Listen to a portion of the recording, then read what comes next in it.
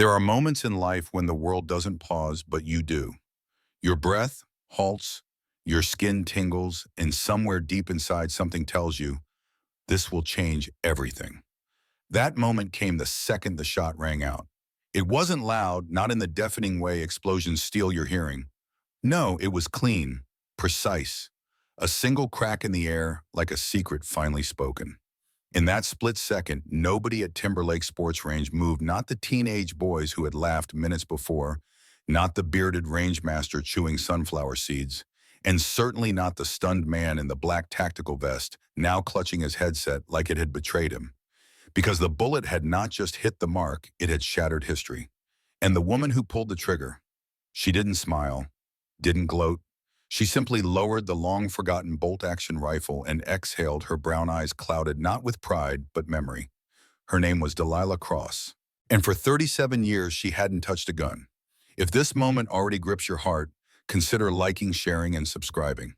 Stories like Delilah's deserve to be told, not for fame, but for justice long denied. That morning had started with clouds the color of bruises rolling over the Georgia foothills. Delilah had risen at 5 as she always did. Her bones didn't creak like they used to some mornings, they just screamed. But today she moved quieter than usual. Something in her spirit felt unsettled. She hadn't told anyone where she was going, not even her neighbor Ruth, who brought her fresh cornbread every Wednesday like clockwork. The rifle lay in the bottom of a cedar trunk that hadn't been opened since Reagan was president. Wrapped in oilcloth, it still smelled of long-ago rain and sand. Her fingers trembled, not from fear but from time as she unwrapped it. The weapon was a Wesson Marksman, 36 old, but not obsolete, like her. She cleaned it slowly, deliberately. There was no rush. She wasn't doing this for sport or nostalgia. She was doing it for truth. At 10:03 a.m., she stepped into the shooting range. Her silver hair was pulled into a tight bun under a faded Yankees cap. She wore dark jeans and a plain canvas jacket. No makeup, no medals, just quiet intent. Nobody recognized her, of course. To the 3 teenage boys leaning against the wall recording TikToks, she was just a grandma with a death wish. They nudged each other and snickered as she passed. To the overweight man at the front counter, Tommy, his name tag said she was a liability. His tone was patronizing but not unkind. "You sure you want to do this, ma'am? This isn't a ladies' tea party. I'll take lane 6, she said flatly. "Lane 6 is full," he replied before even checking. She pointed. "No, it's not." He blinked. For a second, something flickered in his eyes, respect out. Then it was gone. "All right then, sign the waiver. Eye protections to your left." Lane 6 was always Delilah's lane. Back when this place was called Clay & Sons, and back when her hands didn't tremble so much. She'd helped train half the Georgia State defense back then. No one remembered. No plaques. No thank you for your service. Only shadows. She loaded a single round. The boys watched her from a safe distance, their phones at the ready. The one with the leather jacket even chuckled, whispering, "Watch her miss the whole damn target." Delilah closed one eye, steadied her stance, and thought not of the bullseye but of a child. A girl maybe 8 years old, missing 3 front teeth, dancing barefoot in the rain on a military base in Mali. The last child she'd ever save. The last mission they'd let her take before everything went silent. She pulled the trigger. Crack. The bullet didn't just pierce the center, it sliced through the red X so cleanly that the paper tore open like it was bowing. The boys stopped laughing. Tommy dropped his pen. And a man sitting in the observation room, Colonel Marcus Brindley, retired, stood up so fast he knocked over his coffee. Because the way that shot was taken, only one person alive could have made it like that. And she was supposed to be dead. Delilah didn't wait for applause. She didn't flinch when one of the boys whispered, "That was CGI, right?" Or when Tommy tried to mumble an apology through his disbelief. She simply stepped back, opened the chamber, and calmly removed the shell casing, her fingers tracing the rim like it held a memory. She slid the casing into her pocket and turned to leave. But Colonel Marcus Brindley, though technically retired, was already moving. His boots hit the concrete with a rhythm only old soldiers recognize, brisk, no nonsense, full of purpose. His buzz cut had gone to silver years ago, but the man still carried himself like he was giving orders in a war zone. He stepped into her path before she could reach the exit. "Ma'am, I need to ask you something," he said carefully. Delilah raised an eyebrow. If you're about to sell me a membership, don't waste your breath. No, he said, his voice tighter now. I think I saw you once, a long time ago, in Kandahar. Operation Daggerfall. Her lips didn't move, but her jaw tightened almost imperceptibly. Then she stepped past him without another word. He followed her out into the gravel parking lot where her beat-up truck sat like it hadn't moved in a decade. The morning air had warmed slightly, and a crow called from somewhere above, as if marking the moment. "You're Delilah Cross," he said. That stopped her. Not completely, but enough. Her hand hovered over the door handle. The silence between them thickened. "I didn't come here to be found," she said finally without turning around. "I didn't come here looking," Marcus replied. "But I recognize that shot. Nobody else pulls high left and corrects on breath release like that. You taught my CO in '89. He called it the whisper curve." She smiled faintly. A real one this time. Then it was gone. Inside the range, the teen boys were reviewing their footage.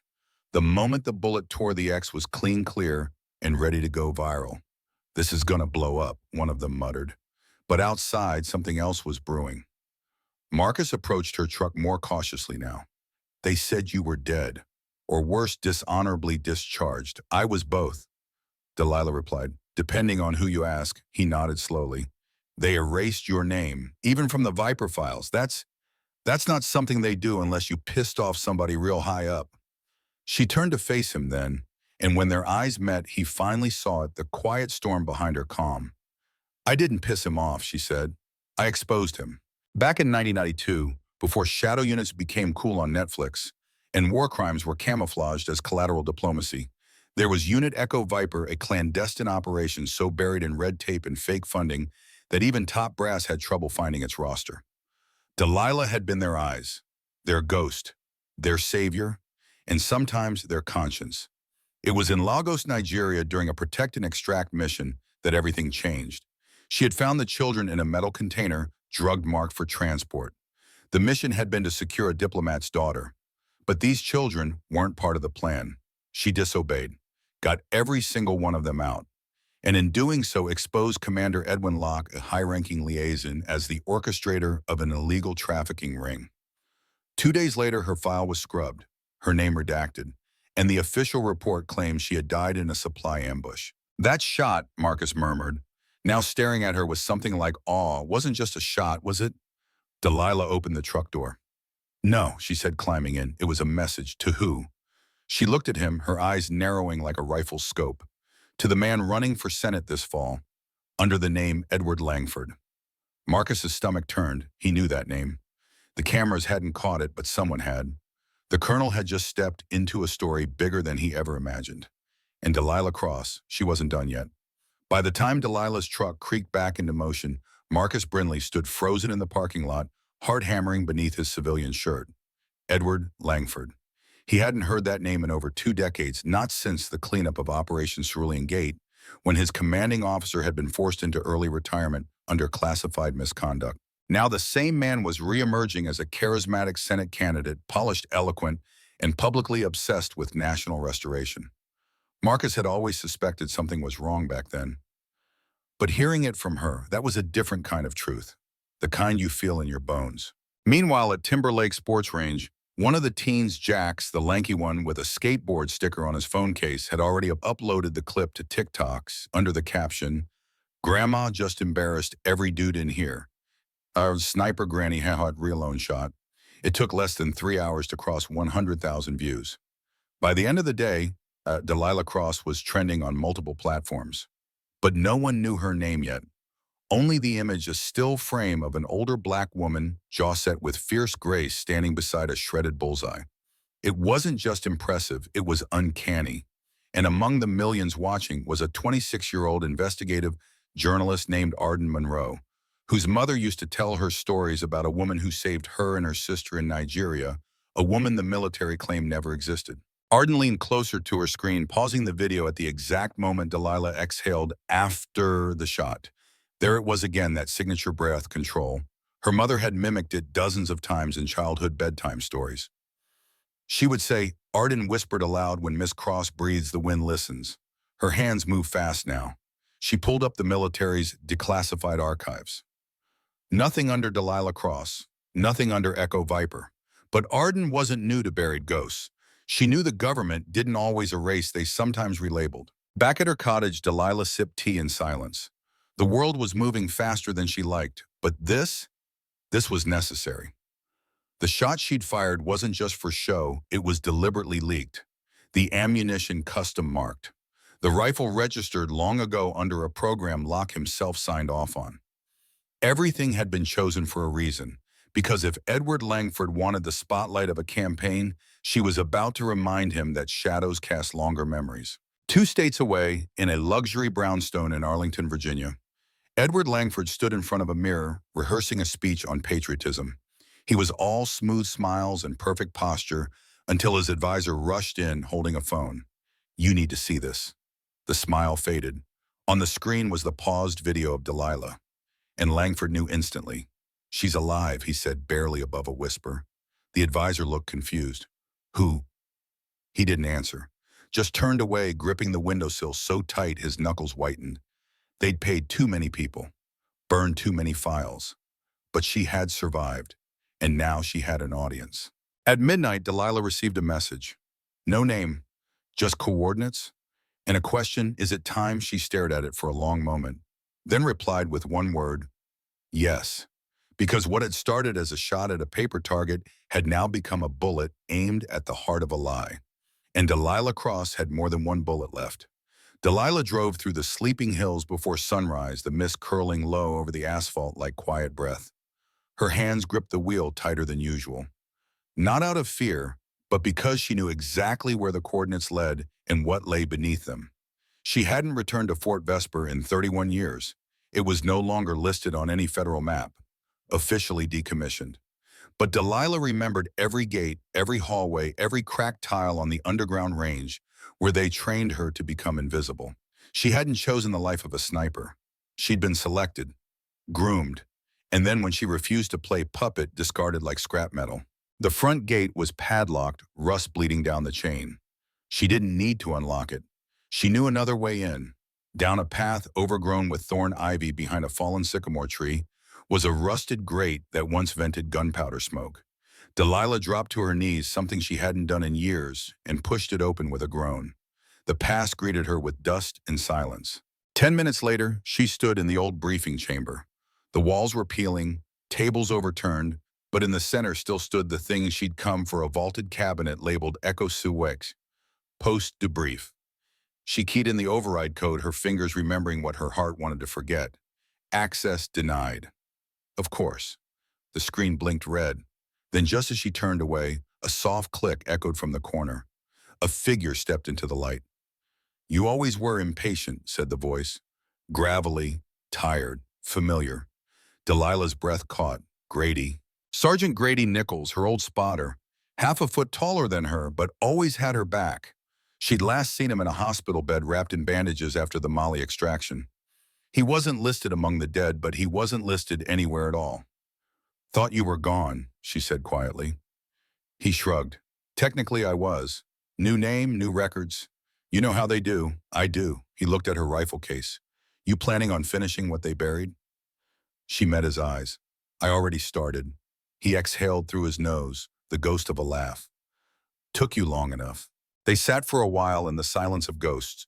Grady poured coffee from a dusty thermos, handed her a mug. "The guy's running for Senate now," he asked. "New name, new smile, same crimes. And you think the public's gonna believe you?" She took a sip. "They don't have to believe me. They just have to see the truth." He tilted his head. "You have proof." Delilah reached into her coat and pulled out a USB drive. "I do now. Operation Lagos, internal briefings, payout trails, children's transport orders, Locke's Langford's signature on everyone." Grady whistled. "Where'd you get it?" She smiled thinly. He should have destroyed more bridges before burning them. Outside, a drone hovered in the distance, silent, watching. Grady noticed it first. "You were followed." "No," Delilah said, standing. "He's listening. He needs to know. I'm not afraid." She turned to the camera embedded in the ceiling. Long dead or so, everyone thought, and spoke clearly. "Edward Langford. You tried to erase me. You tried to erase them. But you forgot one thing." She stepped forward, voice rising. I taught you how to shoot, sir, but I also taught you what happens when you aim at the wrong target. Then she turned her back to the camera and walked out. The clip of Delilah's bullseye shot had passed 5 million views by morning. What began as an internet oddity was now a headline: Mystery Woman Stuns Shooting Range with Impossible Shot. She ex-military. But in a dimly lit office on Capitol Hill, the headline meant something very different. Senate candidate Edward Langford stood behind blackout curtains, fingers pressed to his temple. The video was a spark, and he knew the fire it could ignite. His chief strategist, Calvin Price, shuffled nervously behind him. We can flood it with fluff pieces, Calvin offered. Talk shows vet endorsements. Make you a friend of the troops before anyone starts digging. Langford turned eyes like polished ice. You think this is about optics? Calvin hesitated. Isn't it? Langford picked up a framed photo from his desk, one of him in uniform surrounded by generals. But his gaze wasn't on the photo. It was on the shadowed corner where Delilah's silhouette should have stood that day. The photo had always looked wrong without her. Incomplete. She's not here to be famous, he said coldly. She's here to end me. 3 states away, Sergeant Monroe hadn't slept. Her apartment looked like a war zone of paper clippings, declassified files, and blacked-out documents. She had tracked down 6 witnesses, all tied to the Lagos operation, all silenced. Except for one, a former translator named Emeka Uwazi, now living under asylum in Boston. She booked a ticket without hesitation. Before leaving, she uploaded a teaser to her podcast channel. Tomorrow at noon, I tell you the story the military said never happened. A woman erased, a war crime buried, and the shot that reopens it all. Subscribe. You won't want to miss this. Delilah, meanwhile, stood on the porch of a weathered house in Larkwood, Georgia, facing the last person she ever thought she'd see again. A woman opened the door. Mid-40s, sharp cheekbones, guarded eyes, Rena Delilah said softly. Rena stepped outside but didn't hug her. You're 3 decades late, I know. You left me, left Mom, left the funeral with a folded flag in silence. Delilah swallowed hard. They said you were safer without me. Rena's voice cracked. And who told them that? Silence. Delilah reached into her coat and handed Rena an envelope. Inside, newspaper clippings, a photograph of her as a child in Nigeria, and a medal that had never been publicly awarded. I didn't come for forgiveness, Delilah whispered. Just the truth. Back in D.C., Langford took the elevator down to a private basement bunker, one he hadn't used in years. A man waited there, tall, clean-shaven, dressed like he belonged more in a boardroom than a war room. Langford, he said, not rising, I hear your ghost has returned. She won't stop. You want her silenced? Langford hesitated. Then no. Discredited? Make her look delusional. A fake. Get inside her life, drag out everything. She's not bulletproof, not anymore. The man smiled. No one is, not in the age of doubt. He picked up a tablet and pulled up Delilah's file, one not stored on any public system. Operation Willowcross. Terminated status redacted. Let's rewrite her story, the man said. And just like that, the shadows began to move. The old barn behind Delilah's property had once been used for drying tobacco. Now it housed something far more volatile: memory. Grady Nichols had set up the space as a quiet war room. Blueprints, hard drives, old uniforms, and rusting dog tags lined the walls like echoes that refused to fade. Delilah walked in her boots, stirring up dust that hadn't been disturbed in years. They'll come for us soon, she said, not as a warning, but as fact. Grady nodded. They already started. This morning, 2 guys in suits visited my sister's place, asking about my mental health history. Left her scared stiff. Delilah looked over at the workbench. A corkboard showed photos of Langford shaking hands with senators, veterans, and even civil rights leaders. Carefully pinned beneath them were older photos: Langford under his former name, Edwin Locke, in uniform, grinning beside black site operatives, and next to children. Delilah took a deep breath. He's trying to rewrite the past. Grady crossed his arms. Then we write louder. In Boston, Arden Monroe knocked on a 3rd-story apartment door with shaking hands. She'd chased rumors before, but never like this. The man who opened the door was wiry with dark eyes that had seen too much.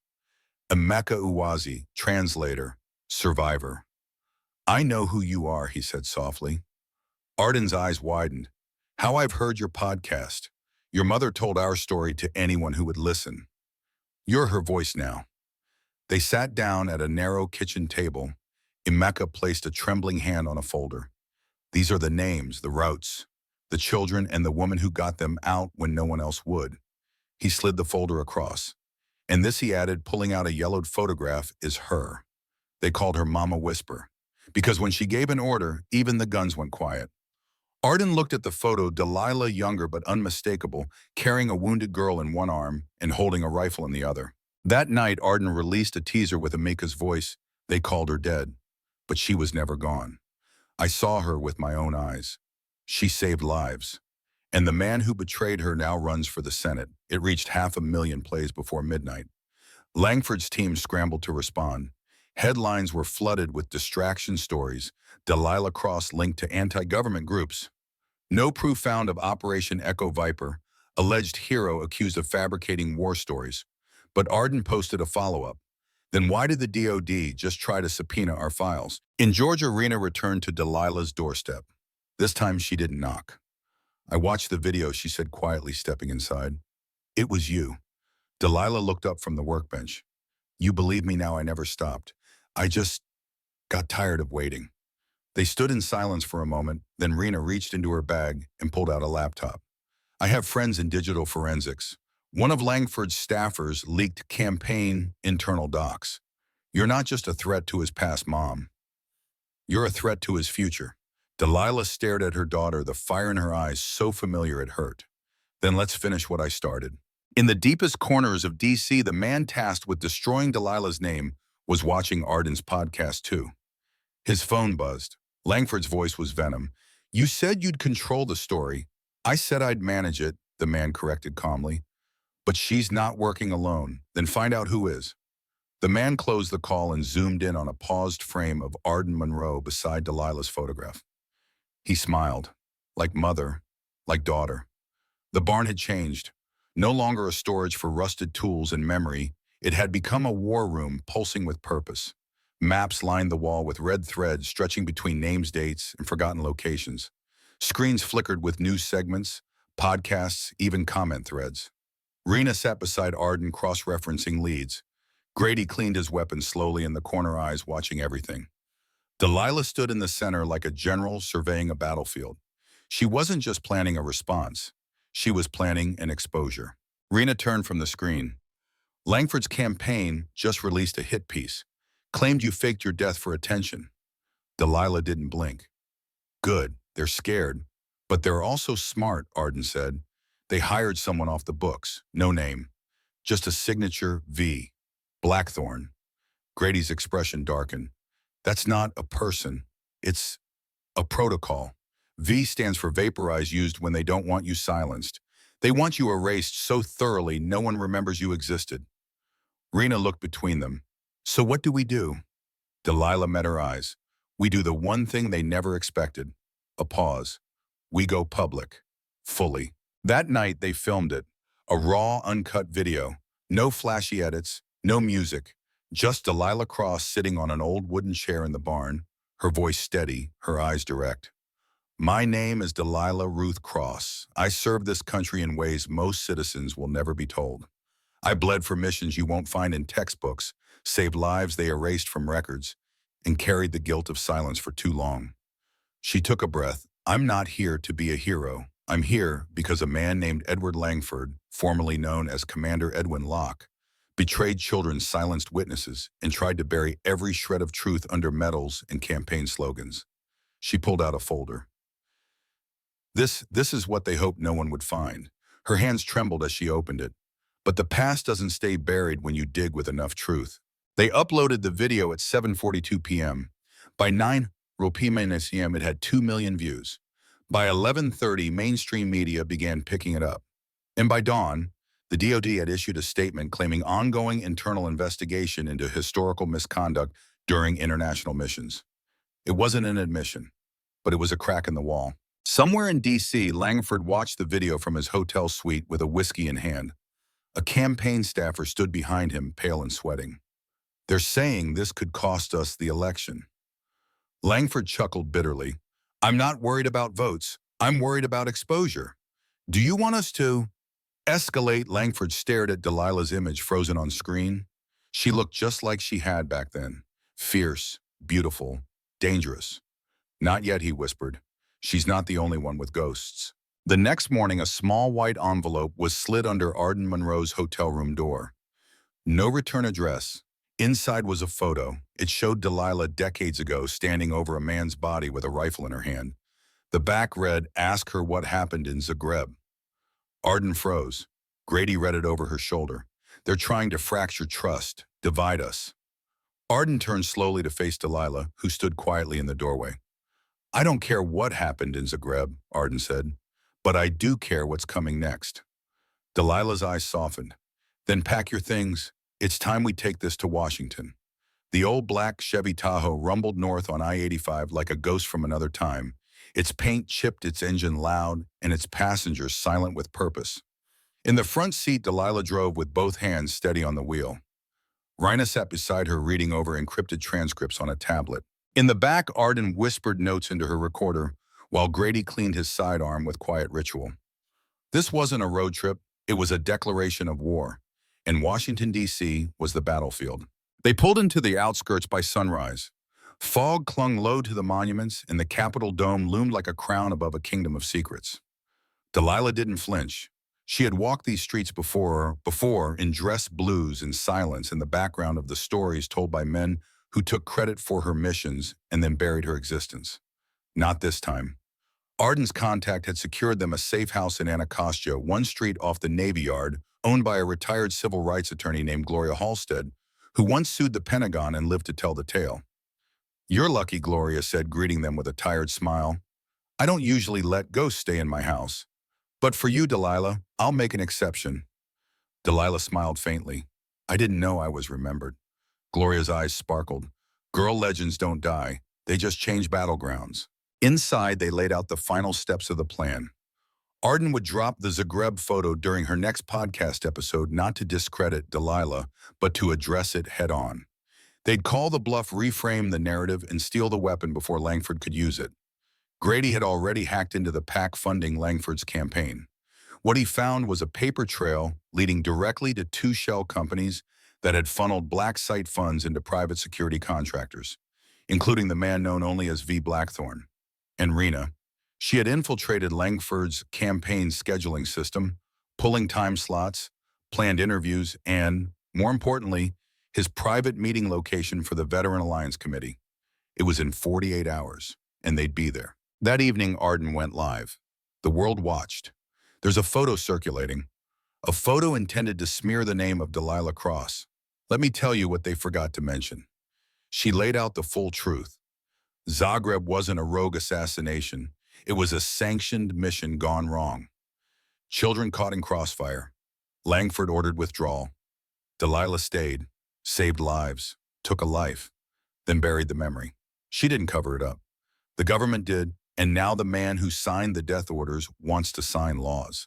This isn't just about the past. It's about what kind of future we let them build. If this story moved you, share it, because silence is how injustice survives. Langford's camp exploded in chaos. Reporters demanded answers. Survivors began to speak out.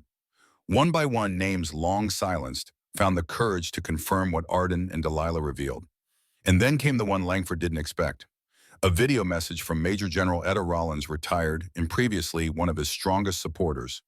"I served beside Commander Locke. I saw what he did. I stayed silent. No more. Delilah Cross saved lives. He erased them." That night, Langford stood alone in his hotel suite. Outside, a protest gathered below. Candles, flags, signs with Delilah's face, with the words, "Truth doesn't miss." Inside, Langford poured himself another drink. In his ear, a voice crackled from his secure comm. "Blackthorne's in position. Just say the word." Langford looked out at the city he once thought he could own. His fingers hovered over the call button, then clenched into a fist.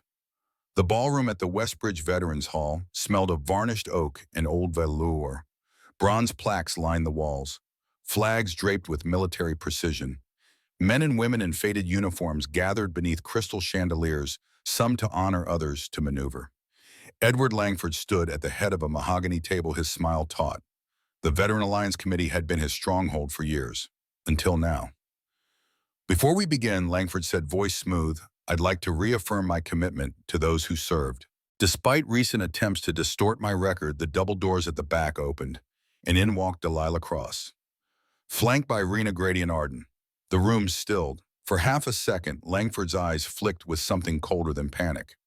Recognition, memory, fear. Delilah stepped forward, slow and unbending. I'd like to address the committee, she said. This isn't a public hearing, Langford snapped, masking his nerves. I'm not the public. I'm the one you tried to bury. A silence fell like snow. Then an older vet at the table, Colonel Rafe Higgins, cleared his throat. Let her speak. I remember her. Langford seethed. Colonel, she pulled my unit out of Mosul. I never knew her name till yesterday. Delilah nodded, then opened a folder. Her voice didn't rise. It didn't need to. Operation Lagos, Shadow Viper, Zagreb. All missions authorized under Commander Edwin Locke, now known to you as Edward Langford. These missions involve child trafficking, cover-ups, civilian casualties, and the willful erasure of agents who refuse to carry out war crimes. She laid down a document, then another. Here are the signatures, the payout orders, the mission logs they deleted but couldn't scrub from the deep archive. Langford stood stiff. This is a smear campaign by a disgraced operative. Is that what you call survivors now? Delilah asked quietly. She pulled out a final paper.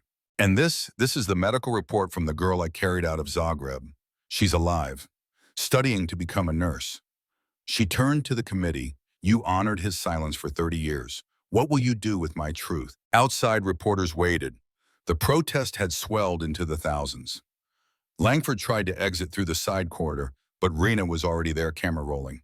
Senator Langford cared to comment on the Shadow Viper files. He brushed past her jaw, locked, but the damage was done. Grady handed Arden a flash drive. Everything from the deep vault. Decrypted. Uploaded. That night, the Whisper files dropped online. A full dossier of suppressed operations victims' testimonies, falsified medals, and Langford's signature on nearly every page. It trended worldwide within 3 hours. Langford convened an emergency press meeting the next morning. He blamed partisans' attacks, deep fakes, foreign interference. But in the second row sat Arden, holding up a photo of Amika Uwazi. This man says you left him for dead. Langford stuttered. The room turned cold. That night, the Veteran Alliance Committee suspended its endorsement. By dawn, his campaign manager resigned. And in Anacostia, Delilah sat quietly on Gloria Halstead's porch. Rena joined her, 2 mugs of coffee in hand. You did it, Rena whispered. Delilah stared ahead, watching the sun rise behind the Capitol dome. No, she said. We did. Delilah had once believed in clean endings, missions completed, threats neutralized, justice served. But justice, she'd learned, didn't come like an airstrike. It came like water, slow, persistent, sometimes invisible, until everything shifted. She stood before the Senate Oversight Subcommittee, not in uniform, but in quiet strength. Cameras rolled, lights glared, microphones bristled like weapons. Please state your name, said the chairwoman. Delilah Ruth Cross. And your affiliation to the operations listed in these files. I was a field officer under the command of Edwin Locke, now known as Senator Edward Langford. Gasps fluttered through the room. The world was watching. Langford didn't appear in person. His legal team called it a politically motivated circus. But it didn't matter. The files Arden uploaded, the Whisper files, were verified line by journalists, whistleblowers, and former soldiers who had watched from the sidelines too long. One by one they came forward, a nurse from a black site in Sudan, a helicopter pilot who disobeyed a direct order to leave civilians behind, a janitor who had kept a blood-stained journal hidden in a footlocker for 28 years. Each voice became a wave, and Langford's carefully built image began to erode. That night, as Delilah walked out of the hearing room, someone stopped her in the marble hallway. A girl barely 20 with nervous eyes and shaking hands. You saved my father, she said. In Lagos. He told me when I was old enough, I'd hear about you. I just wanted to say, thank you. Delilah blinked hard, not because of the words, but because someone finally remembered why she stayed behind when the orders told her to leave. Back at the safe house, Arden was preparing her final podcast episode. She titled it The Last Bullet Never Fired. This isn't just Delilah's story, it's our story.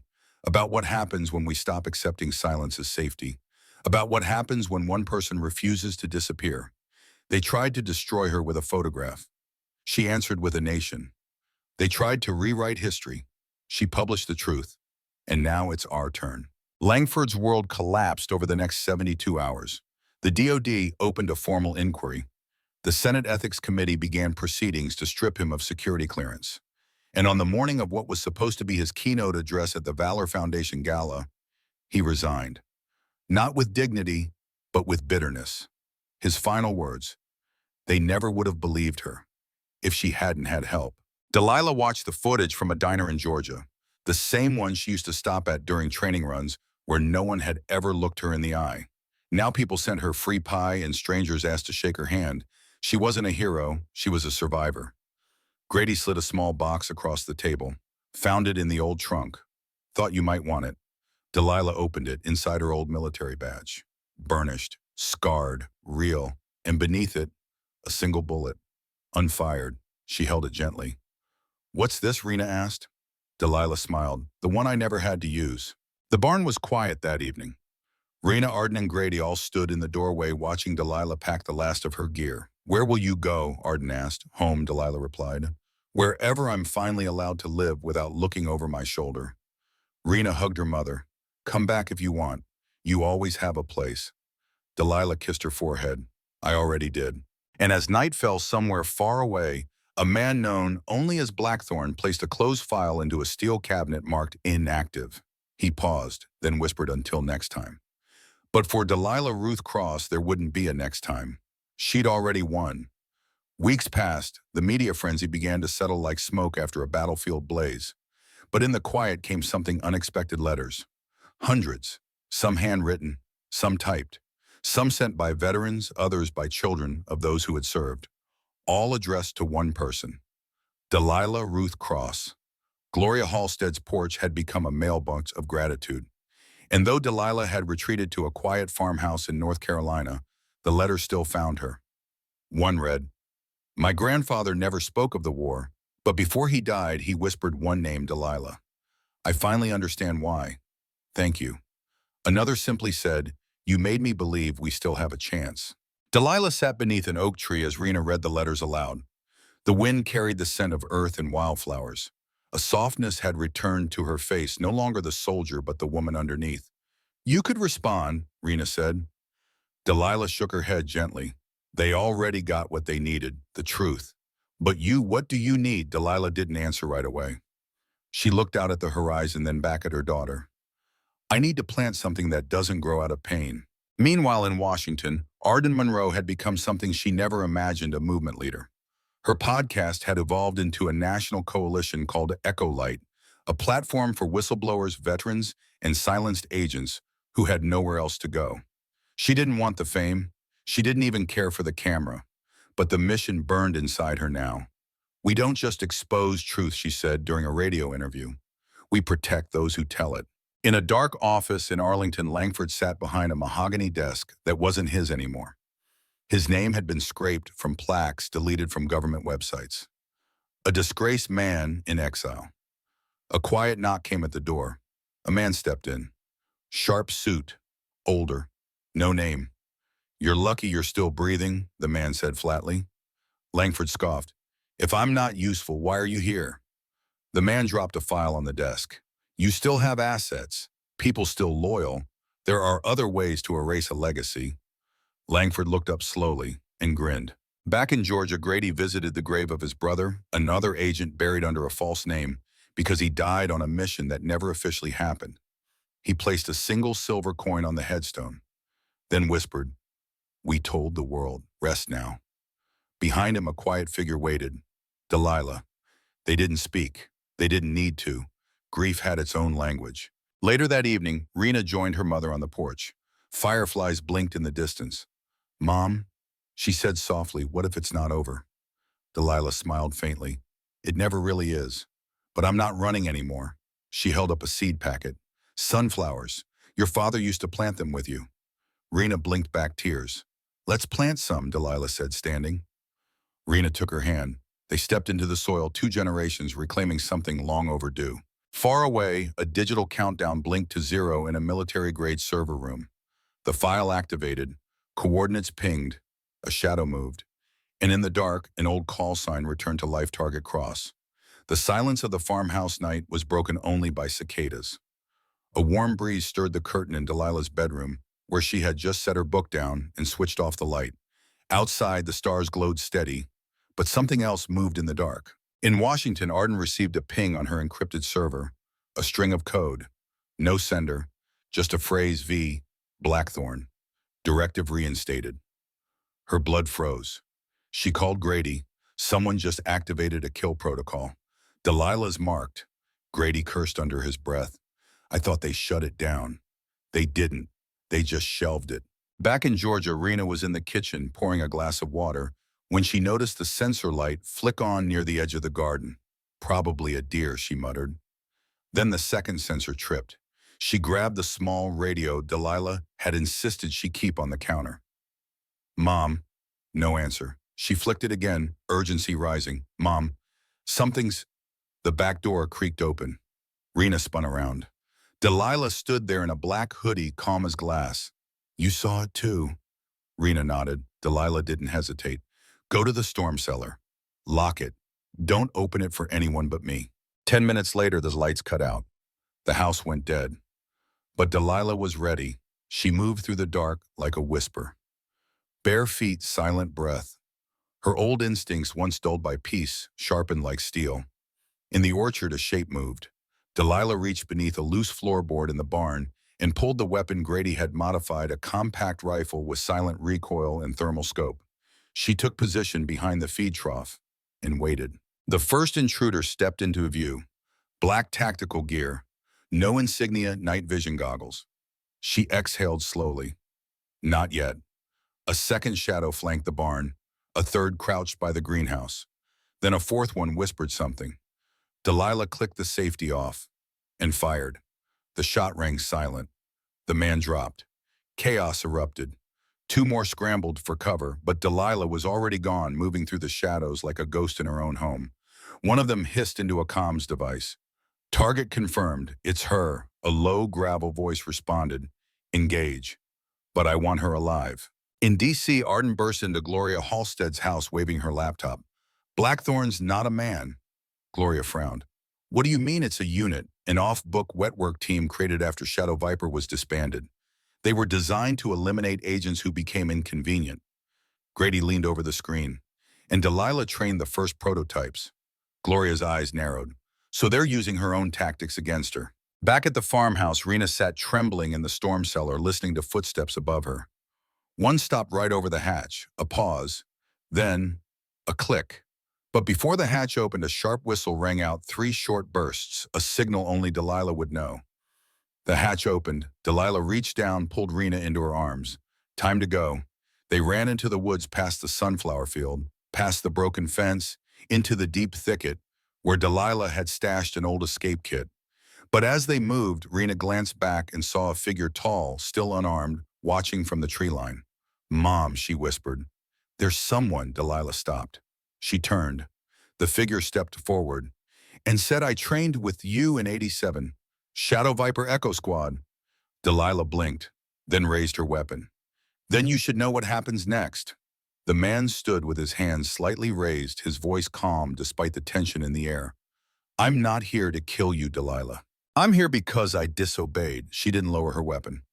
Echo Squad is gone. I buried it. Not all of it, he replied. I'm Sam Drayton. I walked away when they turned Blackthorn into a kill list factory. I saw your name at the top, and I couldn't stay silent. Rena glanced between them, heart pounding. Can we trust him? Delilah's eyes never left the man. That depends on what he's brought. Sam slowly reached into his jacket, withdrew a small data chip, and tossed it underhand to the dirt. Delilah caught it. It's the kill roster, Delilah. You're not the only one. Back in Washington, Arden decrypted the file. Her eyes widened. It's not just Delilah. There's 27 names on this list. All former Shadow Viper Ghost Recon and Aegis cell operatives. Every one of them blacklisted after refusing orders. Gloria stepped forward, furious. They've been running a silent purge. Grady's fingers flew across the keyboard. Wait, this one.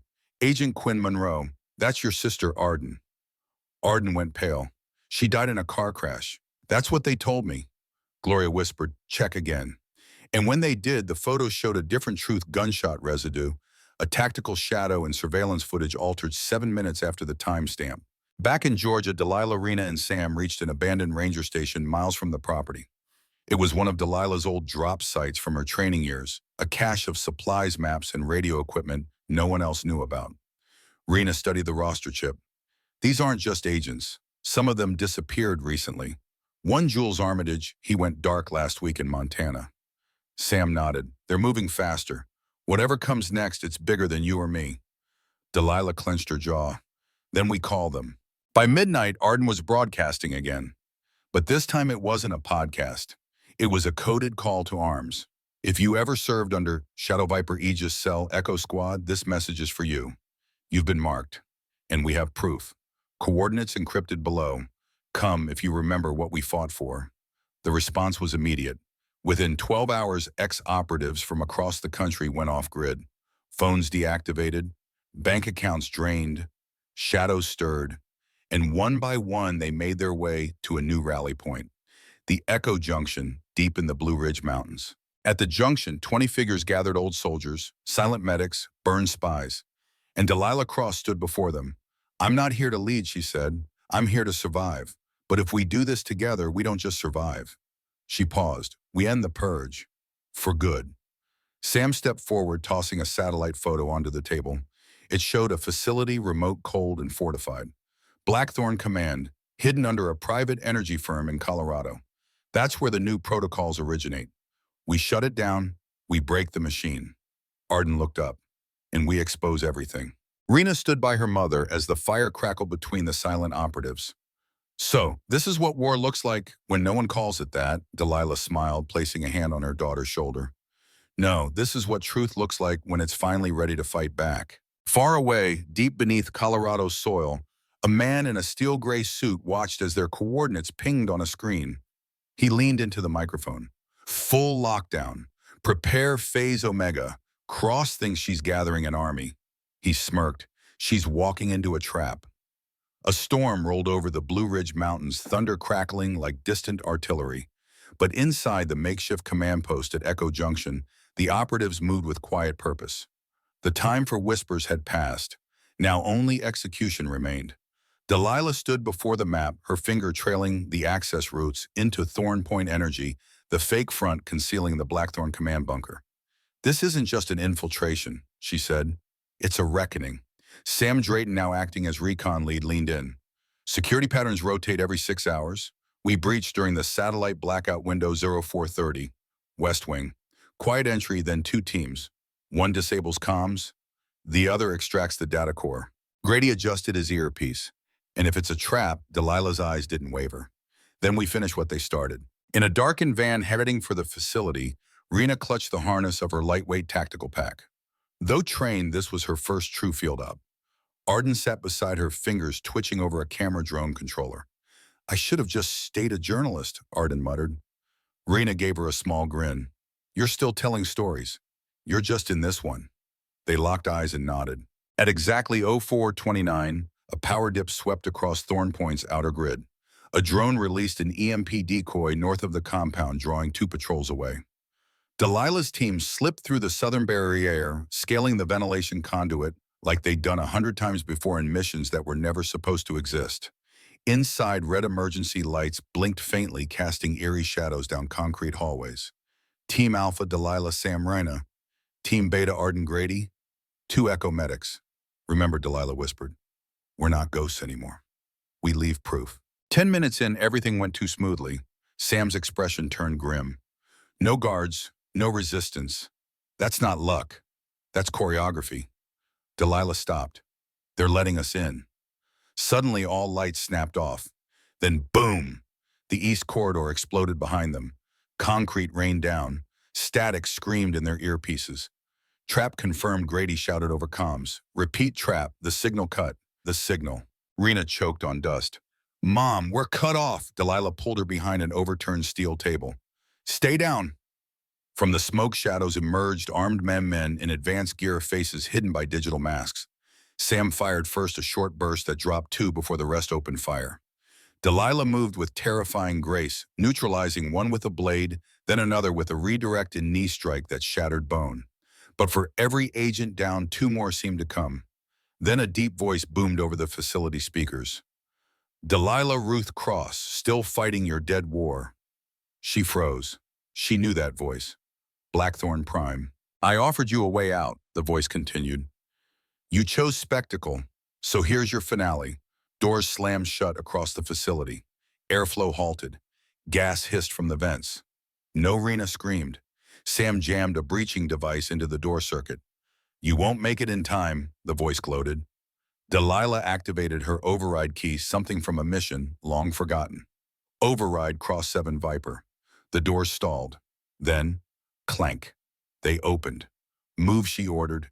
They ran not for the exit, but deeper. Because Delilah had just realized the data core was a decoy. But Blackthorn wasn't hiding data. He was hiding people. In the sublevel, Arden and Grady stumbled across a cryovault chambers filled with stasis units. Inside, soldiers thought dead operatives erased from memory. One chamber blinked with a single name, Quinn Monroe. Arden fell to her knees. She's alive, Grady whispered. Then we're not just saving the truth. We're saving them. But above, a countdown began. Facility detonation, 0500. Delilah's voice rang in the comms. This place is coming down. Get the survivors. Get out. Rena's voice cracked. What about you? Delilah looked up at the sealed core where Blackthorn's signal originated. She smiled. I've got one last ghost to bury. Alarms screamed across the collapsing compound. Countdown 0459, 0458. Inside the core chamber, Delilah moved like a phantom, silent, unstoppable. The heat from the failing systems curled the air, but she didn't flinch. Every step forward was one against decades of betrayal. The room's center held a single high-security console, and behind it him, Blackthorn Prime. Not masked, not anonymous. A man, older, sharper, smiling. Delilah, he said as if greeting an old friend. We both know it was always going to end here. She raised her weapon. Then say what you came to say. Outside, Rena and Arden raced through the corridors carrying the survivors on the stretchers and guiding dazed operatives from the cryo chambers. Grady shouted into his headset, We need 5 more minutes, Quinn's still hooked up. Sam fired down the corridor as armed guards advanced. You've got 3. Arden found the extraction elevator jammed. She pulled out a thermite charge. This won't be pretty. I don't need pretty, Rena said. I need my mother out of that fire. In the core, Blackthorn tapped the screen. You were supposed to be the best of us. And you were. But you never understood the new war, the war of silence. You still believe people want truth. I believe in choice, Delilah said coldly, and you've stolen it from too many. He reached slowly for a sidearm. You won't shoot me. You want justice, not vengeance. Delilah lowered her weapon slightly. You're right, then she smiled, but Arden doesn't. A red light blinked on his desk. A live video feed. Arden Monroe watching him from the extraction room. Recording, broadcasting, the feed was already live.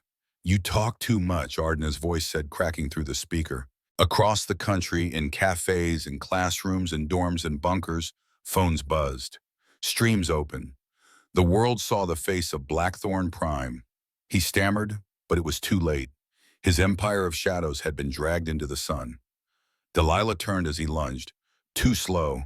She grabbed his arm, disarmed him, and pinned him to the console. Your silence ends with you. Then she keyed in the final sequence, manual override Echo Code 7. Facility lockdown disengaged. Emergency evac initiated. The roof blew open. Grady's drone swept down, cables dropping. Rena screamed, Mom, grab it! Delilah ran, dust in her eyes, fire at her heels. She leapt. Rena caught her arm and pulled, together. They rose into the morning light. Below them, Thornpoint collapsed into ash and silence. 3 weeks later, Capitol Hill. The hearings were broadcast globally. Survivors testified. Whistleblowers named names, and every second, Arden fed the world truth. Quinn Monroe sat beside her sister, silent but alive. Rina testified too. But Delilah didn't appear. Not in person. Only a photo of her standing in a field of sunflowers. 6 months later, somewhere in Virginia, a little bookstore opened under a different name. The owner, a quiet woman with warm eyes, recommended stories about resistance, about hope. Sometimes veterans would walk in, freeze mid-step, then smile and nod. They knew, but they said nothing. Because some wars end not with guns, but with gardens. This wasn't about Delilah Ruth Cross, not really. It was about all of us. It was about choosing truth even when it burns. She didn't come back to be a hero. She came back so others wouldn't vanish like she almost did. Some say silence is strength, but they're wrong. Strength is standing up when silence tells you to sit down. She was the whisper in the storm. Now we are the echo, in a world where truth is often buried beneath politics, secrecy, and fear. This story teaches us one profound lesson. Silence may protect the powerful, but courage empowers the forgotten. Delilah Ruth Cross didn't return to fight for herself. She returned for those whose voices had been erased. Through her strength, we're reminded that justice doesn't always roar. Sometimes it whispers. And sometimes those whispers gather into echoes loud enough to shake the foundation of corruption. Truth is not dangerous silence in the face of injustices. Healing begins when people are brave enough to stand up even after they've been broken.